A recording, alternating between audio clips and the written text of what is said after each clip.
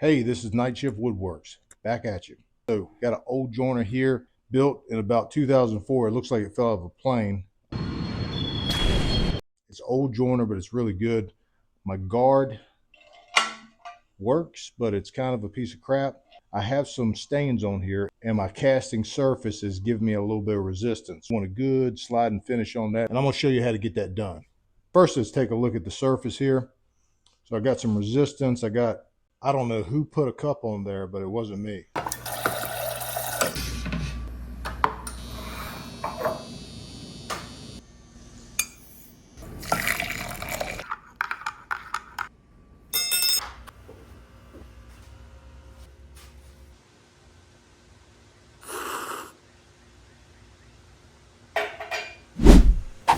Do this, make sure you're unplugged. When I try to slide something across it here, you can kind of hear that resistance there. It's kind of hitting up against this stuff. I have some issues with my fence here that I need to get cleaned up. So I want to make this good as new, but I don't want to spend a lot of time doing it. I don't want to spend any money. I'm cheap. Pinching pennies, baby.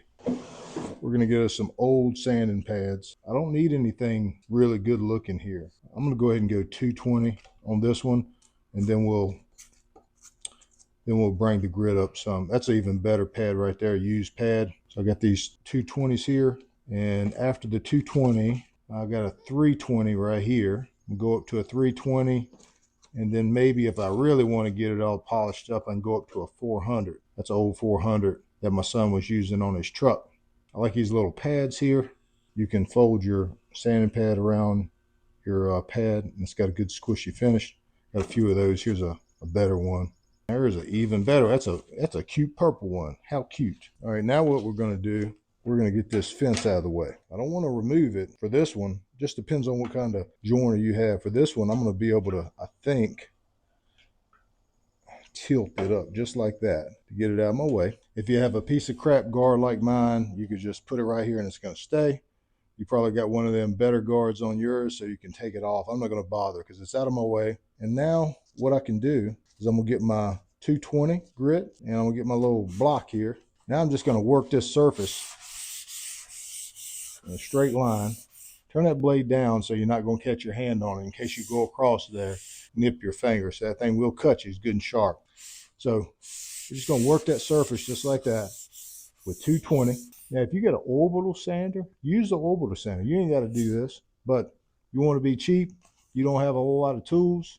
Now, speaking of cheap tools, this is Facebook Marketplace. I got this thing for $180 on Facebook Marketplace. Been the best thing I had in my shop. Well, one of the best things. So get you a joiner, get you a used one. You want to be a woodworker, you need to have some kind of good joiner tools, unless you're one of those hand plane guys or something like that, you know.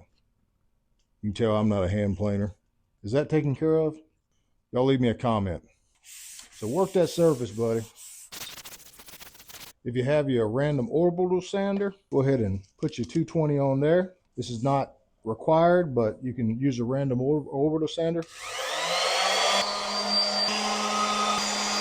Now this is a casted surface. And if you don't know what that means it was once liquid metal poured into this form, and then it was shaped, machined after that. And the reason that's important is, unlike other metals that are manufactured and extruded, casted surfaces have pits in them. You can't really see them, you can't really feel them, but if you look at one under a microscope, you'll see these little pits that are going to hold this rust. That's why you're going to see that ring from the drink. You'll see all these little imperfections because it's sitting in those little craters inside the metal. Now, when I work this surface, you're going to see that spot doesn't want to come off. And if I really got in there and did some hard sanding, I could get that off. And if you want that thing good and shining, you could certainly do that. You may even want to go down to a higher grit and then come back up. But I'm not looking for that. I'm looking for a smooth surface. I don't care about these little spots, especially on this joiner that as old as it is. And I don't care if you got a brand new one. Only thing matters is this surface needs to be good and smooth. Don't worry about these spots unless you're a fancy pants woodworker.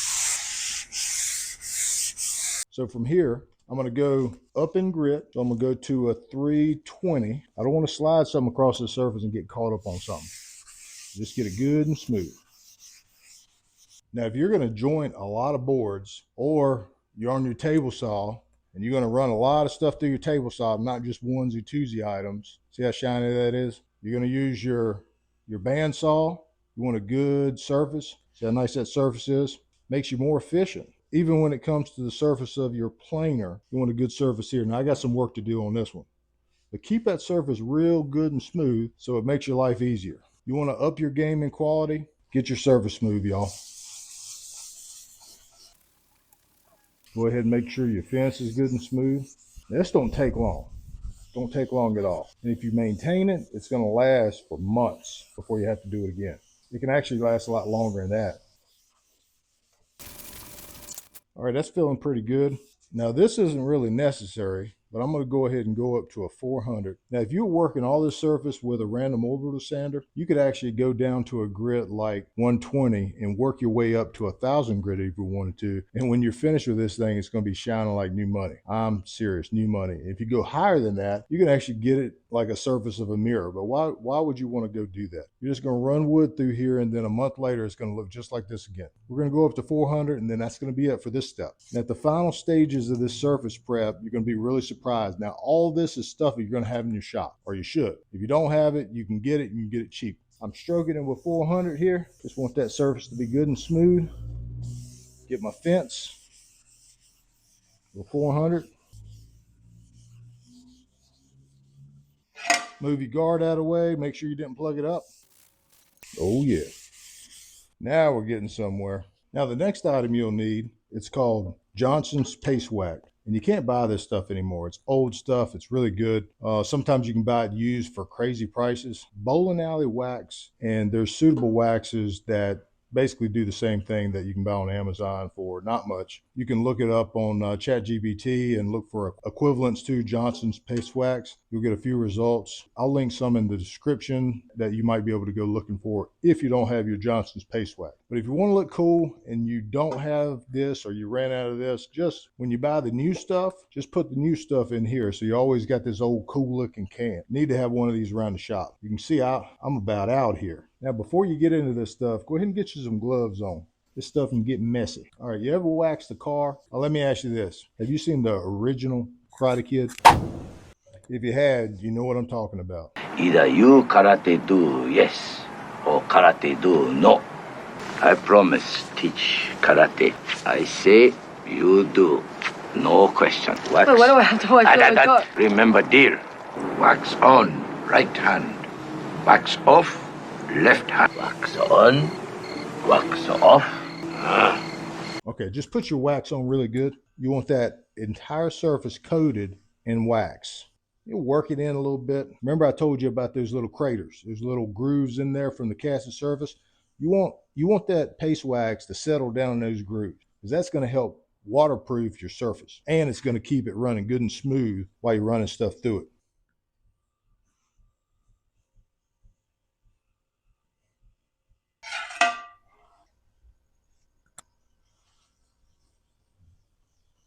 You don't need too much, just a generous amount, but it don't need to be sloppy. Just need to get that whole surface coated. And if you think you might not have enough, put a little bit more on there just to make sure.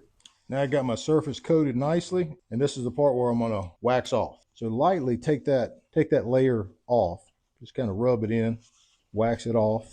Yeah, let's get that stuff off of there. Now you see this is metal shavings. This is when I was sanding, and all the little metal shavings is collecting on this rag as I'm wiping it off. Ain't gonna hurt anything, but I'm gonna show you. I'm gonna show you what to do. So get that first layer of wax off. You ain't gotta spend a whole lot of time with it. I got the first layer off. I got real dirty towel here. Now I'm gonna get a cleaner towel, and I'm gonna just go over it one more time. So I got a lot cleaner on this one. Now I'm gonna flip that towel over to the clean side, and here's where the trick comes in. Now, I would say this step isn't required. If you wanted to, you can go ahead and polish this down and go to work. But I like putting WD-40 on my surface as a last step. You're gonna rub that in. And after a week goes by, just to make sure you maintain that, whether it's WD-40 or the paste wax, week goes by, even if you haven't used it, go by there and wipe you on some either WD-40 or paste wax, and that'll maintain your surface so you don't have to keep coming back and doing your sanding. So spray into your paper towel, WD-40. You can get this stuff from a dollar store. I mean, it's really common. I'm sure you got some in your shop. So you're gonna rub that on the surface. Now you're pretty much mixing WD-40 and Johnson's paste wax together here. Just get that into the surface there. Now, it was the 40th try of trying to make a lubricant that would stand up to space technology and being in space. And there's a lot more to it, but WD-40, pretty cool. You can use it on a lot of things that apply to your wood shop. Oh yeah, almost there. See how shiny that is? Now I don't need it that shiny. What I'm gonna do, I got it all rubbed in. I'm gonna come back with one more towel or rag or whatever you got. I'm gonna wipe that last film off of that surface where it's got a good shine, but it's still got a good amount. You can tell I got a good surface. I'll be ready to do some jointing here in a minute, buddy. That's about all it is to it for that. Now we're gonna set this fence back up. I'm gonna show you how I do it. I like using a 1, 2, 3 block. You can actually use 2 of them. You can use 1 if you want. 2's even better. So we're gonna bring that fence back down. Square up to that block. Now it decides to work, huh?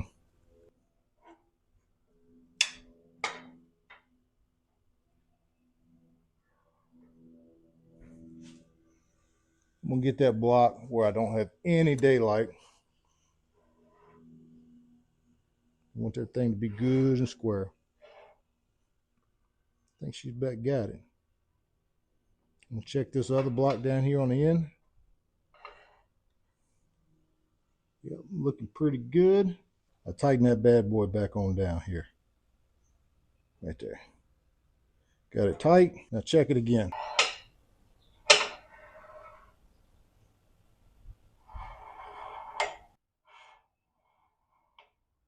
Perfect. Now we're ready to give this bad boy a try. So let's put our guard back in place. Get our blocks out the way. I'm gonna show you all something.